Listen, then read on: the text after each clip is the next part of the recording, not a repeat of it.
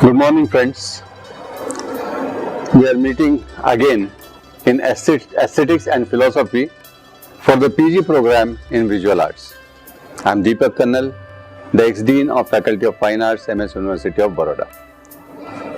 After having a long discussion on Indian aesthetics, now we are switching over to the Western tradition of the same discipline. But as we discussed right in the beginning, the accent of the Western tradition is different right from the beginning, because in the West, aesthetics is not an independent discipline. It is an offshoot of philosophy. Most of the scholars who have proposed some aesthetic theories till about 17th, 18th century are basically philosophers. And while talking about the other aspects of philosophy, they have also proposed some theories pertaining to art also, because art too is an inseparable part of life, inseparable part of the intellectual life of mankind. So normally there is a debate that where exactly should we start inquiring into the aesthetic thought of the Western tradition. Plato is a very important scholar, very important philosopher, and he has raised some extremely pertinent questions pertaining to art. But at the same time, all of us know that Plato was least appreciative of art. Rather, he condemned art, and that is why whether we should accept him as an aesthete or not, because he did not have any empathy for art, is a question. Some of the scholars are of the opinion that the real aesthetic inquiry starts from Aristotle only, because Aristotle is sympathetic to art and he wants to know more about art. Plato is busy condemning art, and that is why Plato should not be considered as the father figure of Western aesthetic theory. But whether he likes art or whether he doesn't like art, I think we cannot deny Plato's position in the aesthetic thinking of Western tradition.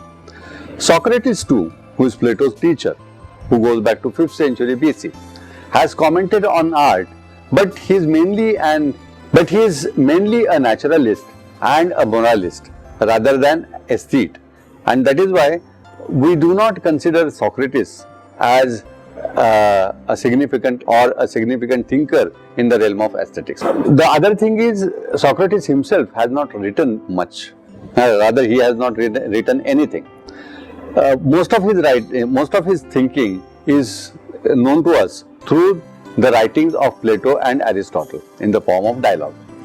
Socrates has given us two important gifts. One is the Socratian irony.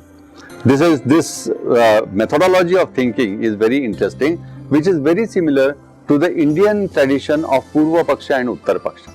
In Indian tradition, we allow the Purva Paksha, we allow the opponent to present his thought. Rather, we help him to present his thought, and then after the thought is totally presented, we undermine it, we try to cut it down. Something similar is introduced in Socratian argument also. Socrates also does something similar, and that is why it is called as Socratian irony. The other thing is, the most important message that Socrates has given the mankind is know thyself. Knowing yourself is most important. Now, all these things are very, very important, but they have nothing to do with aesthetics, and that is why, though Socrates is a very important thinker, he is not considered to be a significant figure in the field of aesthetics. Plato, his pupil, whose period can go back to 428 BC to 378 BC. His period goes back to 428 BC to 348 BC. He enjoyed a long life, and he produced more than 35 books in his lifetime. He has commented on so many things. He was interested in mathematics, he was interested in medicinal science, but his major interest was ethics and morals. He is an idealist and he is a moralist. He is mainly known as a moralistic scholar, and whatever he evaluates it in the light of his ideals, in the light of his moralistic ideals. There is an interesting belief about Plato. Though Plato is a moralist and known as a philosopher, it is believed that he was interested in politics and he wanted to be a politician, which he could not be. And that is why he had some bitterness about the politician and the political system that prevailed in his times. He is very critical of it, and he is proposing an alternative system to the system that existed during his times. He also has some bitterness about the poets, because it seems that in those days Homer was given utmost importance. In India, we give so much of an importance to Mahabharata, and it is also believed that Vyasochistam Jagat Sarvam. Whatever has been said by Vyasa, whatever is known to the world is already talked about by Vyasa in his Mahabharata. Mahabharata is considered to be a compendium which includes everything. This is what we believe. Rather, the poets have always enjoyed a very respectable position in all the societies, and no wonder that a great poet like Homer enjoyed a similar position in the Greek society. Plato feels extremely uncomfortable about it. He sincerely feels that the importance that is being given to Homer is not really deserved by Homer. And he raises many questions. He says, okay, these people, the poets, they certainly have something, I don't know what exactly it is, but they have a godly gift which helps them to attract people. People get attracted to them, people get impressed by them. But if they are expected to do something, will they be able to do that? He has raised very interesting question. He says they talk about the wars and the chariots and the warriors. If they are sent to the wars, will they be able to fight the war? If they are asked to make a chariot, will they be able to make a chariot? If they are asked to teach in the schools, will they be able to teach in the schools? Do they know mathematics? Do they know technology? Do they know? So what do they know? The poets don't know anything. So the kind of importance which is being given to the poets is not fully justified according to Plato. And that is why in his theory, he is extremely critical about the artists. Rather, when we go through Platonic theory, sometimes you feel humiliated that the artist community is treated with so much of contempt by Plato that you start getting uncomfortable about it. Plato considers art as imitation, and that is why his theory is known as mimesis. He says artists are not good people. Now he is looking at art from 2-3 different perspectives. From a moralist perspective, he argues that these artists, that includes, when he says artist, it's mainly Homer. He has Homer in his mind. So he says these artists portray the gods in a wrong light. Actually, who are the ideals of this world? The gods are the ideals. But how do they portray these gods? Zeus is having affair with some other ladies. Even in India, Krishna Bhagwan की लीलाएं जो हम बातें करते हैं. So they behave like common men. They fight with each other. They envy each other. They deceive each other. They cheat each other. They have illicit relationships with each other. He said, what is this? Is this the way to portray your gods? And if the gods are the ideals of the men, if the poets portray their gods in this particular way, aren't they spoiling the society? In a way, they are leaving a bad impact on the society. And such people should not be allowed in the utopia, should not be allowed in the republic. He talks about an ideal world, republic. He has tried to propose a world where everything is an ideal and where the king is a philosopher. He wants the philosopher to the king. He believes that the king should be a philosopher, not only a warrior.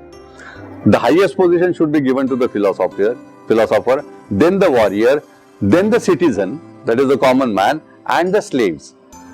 In those days, isn't it very, very close to our own system of Brahmana, Kshatriya, Vaishya and Shudra?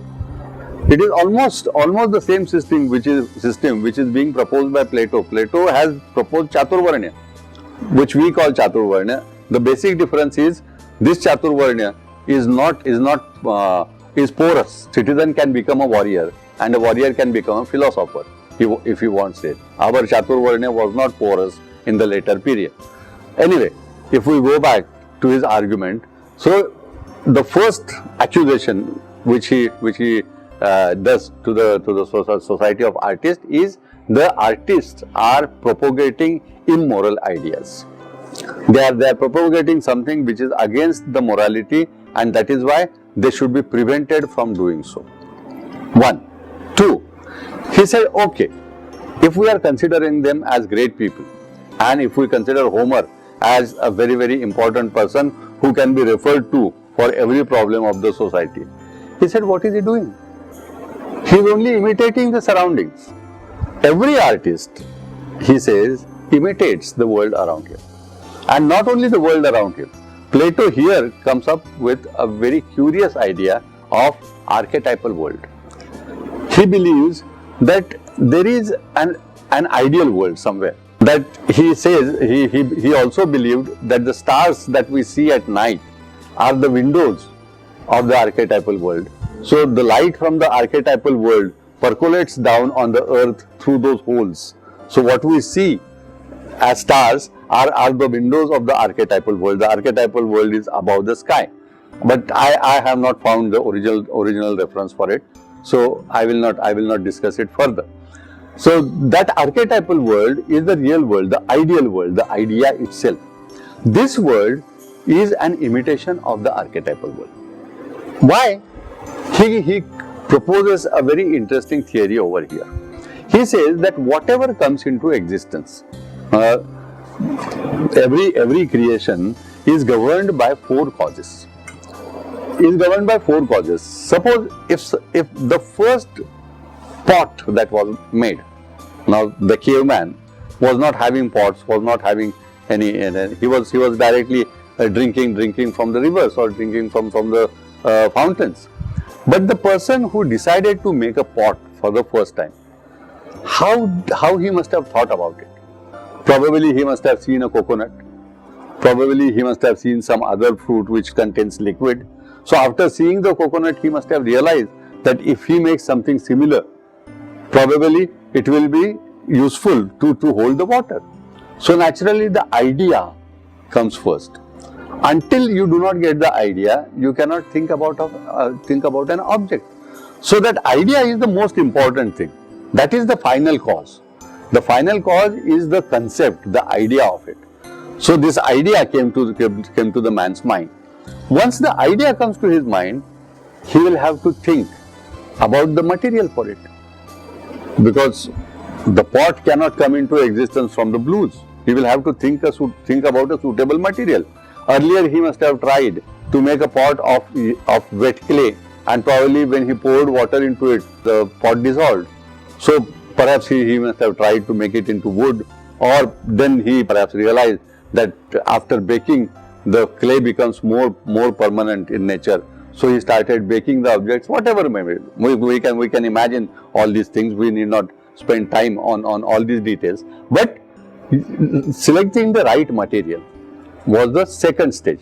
So the final cause was there, the material cause is there. Then the shape of it, because now you are making a pot to hold something.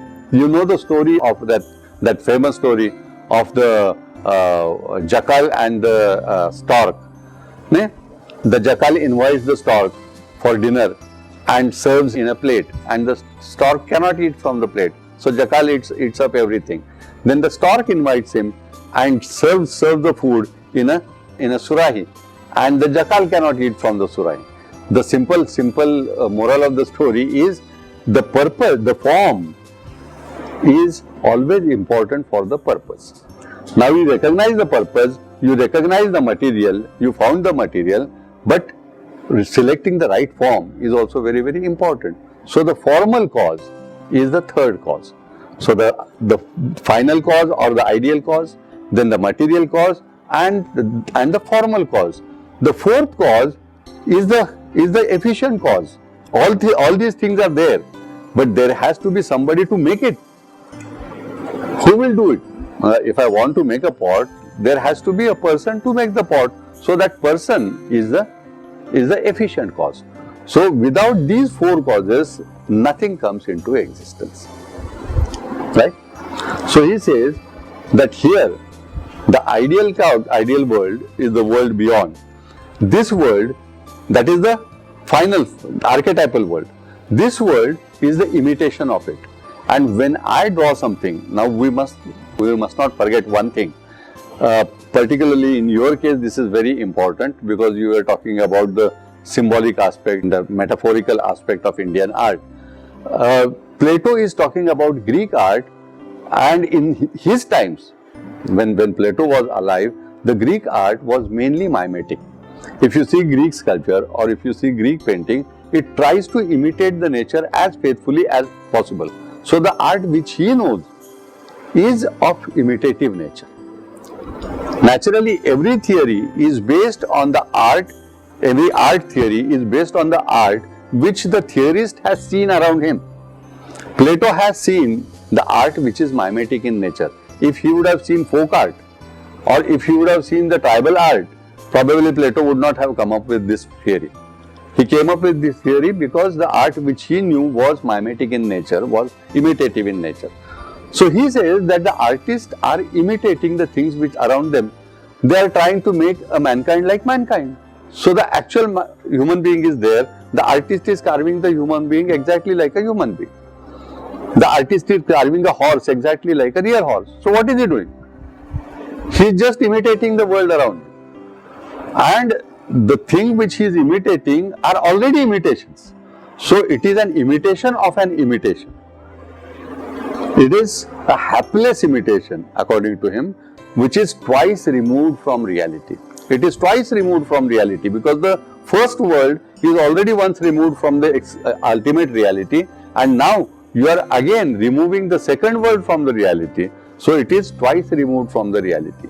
He says the people who are imitating the imitations, who are miming the mimes, what is their status? Now, how much importance should we be giving to these people? They are ordinary people. They do not have intelligence. They do not have morals. They are the people who are corrupting the society by portraying the gods and goddesses in a very bad light. And on top of it, they are just doing it through imitations. Now, these people should be treated as lesser people and they must not be allowed in the utopia, in the republic. It's put forward very vehemently by Plato for a simple reason that Plato temperamentally believes in knowledge. He temperamentally believes in reasoning. He doesn't have great regards for art because he thinks that the ultimate goal, the ultimate responsibility, moral responsibility of the mankind is to acquire knowledge, acquire reason.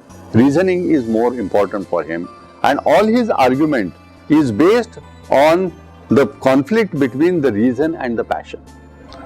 Passion is, you can't create art without passion.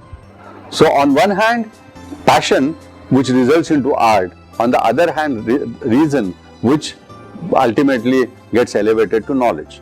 So he is siding the knowledge, he is subscribing to knowledge, and that is why he is extremely critical of the art tradition which is a product of passion. He condemns passion because he always believes that passion is the culprit of humans' downfall. The human being, they get tempted to do many wrong things because of the passion, which to some extent is true. Now, all this argument, logically speaking, if you listen to Plato logically, I think he is making sense. But at the same time, we know that all art is not useless because we are involved in that activity, and we know that this too is a responsible activity. Subscribe something to the society, which is an important contribution to the society. Anyway, now keeping this in mind, we'll go further with Plato's understanding of epistemology. Plato doesn't stop over here. To prove that the artist community is a lesser community, he has one more powerful argument. And he says that if you inquire into the epistemological development of mankind, you will realize that the artists do not fit in into it. He believes, he speaks about a cinematographic cave. To explain how mankind gets knowledge, he has tried to explain it with the help of an analogy, in which he says that if a person is made to sit in front of a cave and he has been tied over there so tightly that he cannot even move his head, move his neck. So he is compelled to look into the cave. What he can see is only the interior of the cave, nothing else. He cannot see the world around him. Now the fire is burning behind him, and if somebody passes between the fire and this man, obviously whatever crosses his path will cast a shadow on the wall of the cave. So for this man, the world is only those shadows. I'll be watching those shadows because I cannot see anything else, and those shadows will be my knowledge about the world. So the images is the knowledge of the world. Then at some juncture, when his neck will be loosened a little, and then he will start looking things around. Then probably he will start noticing things around, and probably also notice that these shadows are being cast by the people who are walking behind me. So initially only the images, then the things around him and the information around those images, then the knowledge of those people who are walking behind him, and the relationship between those men and the shadows. So gradually he is knowing about the world in different steps. So I think I propose another analogy to explain this phenomena, which I think will be able to explain it to you in a better manner. I have briefly talked about it while talking about Indian aesthetics, but we will talk about it in details at this juncture. Plato tries to look at this development in 4 stages, and he believes that the development of human intellect starts with icacia. He calls it icacia. This word icacia comes from icon or icon. You know iconography. Iconography is study of images. Icon is the original Greek word which means the image. Now these images, normally when a child is, I'm proposing an analogy of a newly born child. A newly born child starts recognize the world around him, understanding the world around him through images. Normally the child learns about the world through images, not through words, not through information, because at that juncture the child is not capable of registering any information or understanding any words. So an image comes and feeds him, another image comes and kisses him, the third image comes, lifts him, or lifts it, not him, not necessarily a male child. So this is what happens. The child is being fondled and loved by so many people, but for the child, all those people are not necessarily the mother or the father or the brother or the sister or the aunt, or for the child they are different images. And probably at some juncture the child starts relating some action with some image. That one of the images feeds him, another image cuddles him, the third image plays with him. This is what happens. So here the child is gathering the knowledge about the world only through images. For him, the world is images. Like for that man who was sitting in front of the cave, it was only those shadows. For the child, it is just the image. Right? This is the first stage, which is known as icacia. In the second stage, when the child crosses this icacia, when the child also develops some intellectual abilities, at that juncture, the child starts noticing that these images are associated with some information or some nomenclature. That the child is told that mama aa gayi, papa aa gaye, bhaiya aa gaye, and the child starts associating these nomenclatures with those particular images. So this image is mama, this image is papa, this image is bhaiya, okay, it starts. So now with this association, the icacia is supplemented with some information. And the information, of course, in a very short time, the children's brain work very fast.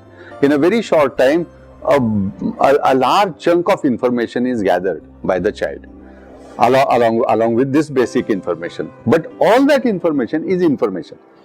We may call it knowledge, it appears like knowledge. Many a times people have a lot of information. This nowadays a phrase is used, information boom. If you go to Google, you will find information on anything. Just on a click, you will be able to gather so much of information. But is that knowledge? Is that knowledge? It is just information.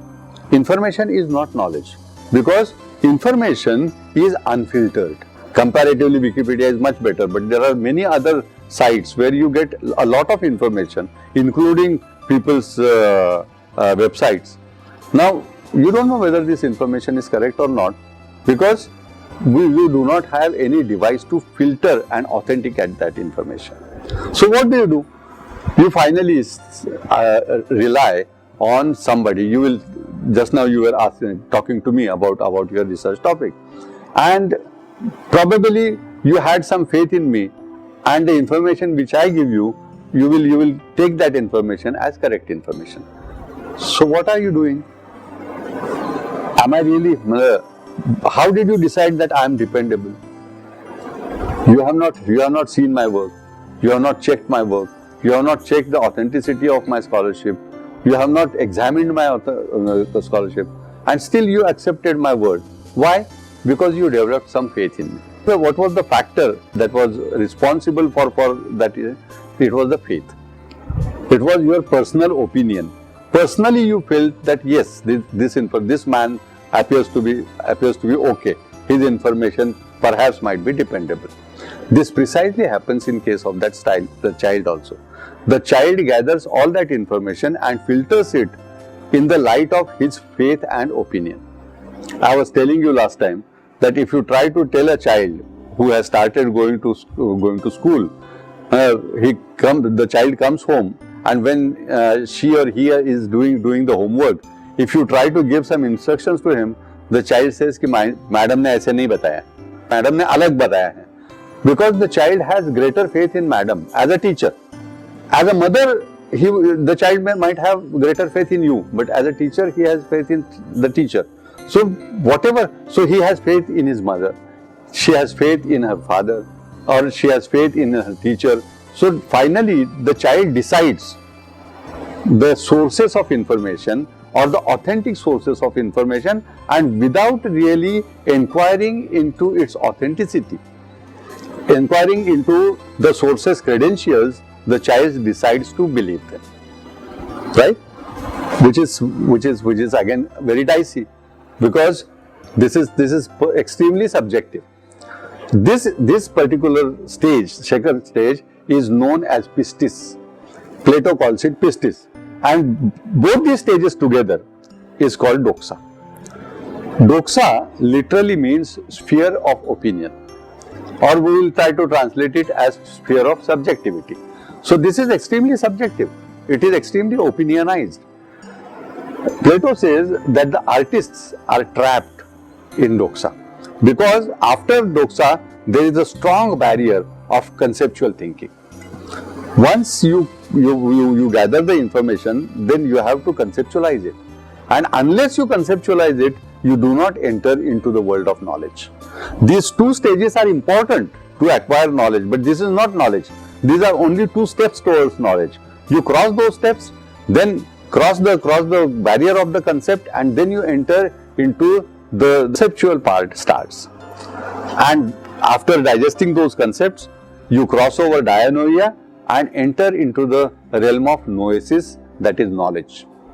Noesis leads to episteme, the absolute knowledge. Now these are the four stages. Now what Plato is trying to tell us, that all the artists, without really getting their views authenticated, they are in a hurry to express their opinions.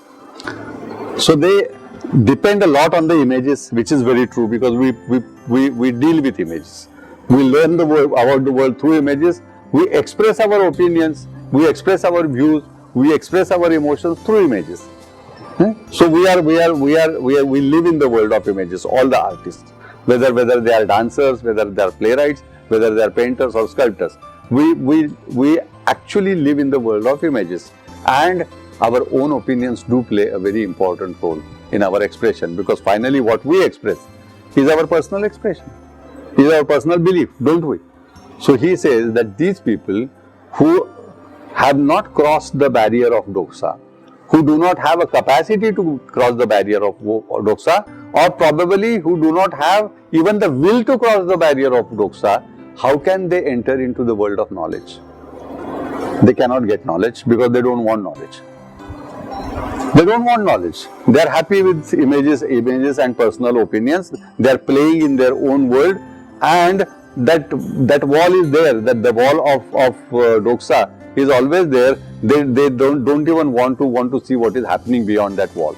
So these people who are happy with their ignorance, how can they be allowed into the republic? They must not be, because rather they will be kind of liability for the republic. Such ignorant people who are already cursed with immorality, who do not want knowledge, who do not have a capacity to get the knowledge, if such people are allowed into the republic, are they going to help the republic, or are they going to spoil the republic?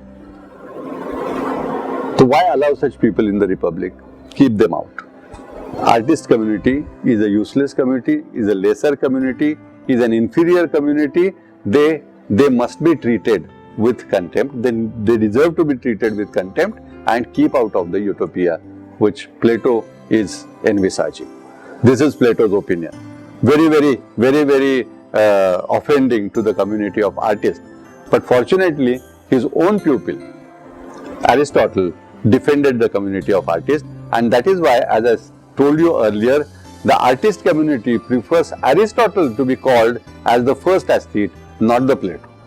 Because Plato has offended us, Aristotle has defended us. We try to put the total argument by Plato in a nutshell. Apparently, it seems that Plato is raising three questions. Does art give knowledge to society? Does art give courage to society? Does art help an individual to be a better citizen? And Plato himself answers these three questions as no. Art doesn't give knowledge to society, art doesn't give courage to society, and rather it spoils the citizens, and that is why it should be banned.